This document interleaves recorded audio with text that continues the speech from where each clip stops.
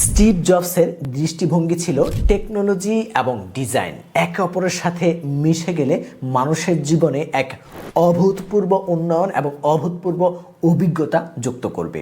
আর তার থেকে কিন্তু এই অসাধারণ ডিজাইনের অ্যাপল ফোন বা অ্যাপলের ম্যাকবুক থেকে শুরু করে সব কিছু, যা ডিজাইন থেকে শুরু করে আপনার টেকনোলজি সবই উন্নত এবং সবে একে অপরের সাথে মিলেমিশে একাকার।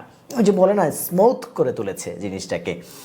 তো এই বিষয়টাকেই স্টিভ জবস সবসময় গুরুত্ব দিতেন যে মানুষ শুধুমাত্র ব্যবহারে সহযোগী হবে এমন না হয়ে ব্যবহারে তার স্টাইলিস্ট আসবে, ব্যবহারে একটা ভিন্নতা আসবে, এটাও কিন্তু অনেক বেশি গুরুত্বপূর্ণ দিয়েছিলেন। যার কারণে কিন্তু তিনি অ্যাপলকে এই উচ্চতায় নিয়ে যেতে পেরেছেন। সুতরাং আপনিও যদি এই দিকগুলো খেয়াল রাখতে পারেন আপনার প্রোডাক্টের ক্ষেত্রে, যেটা টেকনোলজিক্যাল হবে এবং সেই সাথে এটার মধ্যে কিন্তু ইউজার যেটাকে পছন্দসই করবে, নিজের মধ্যে রাখার চেষ্টা করবে, এমন হবে, তাহলে কিন্তু আপনার প্রোডাক্টও গ্রোথ করবে।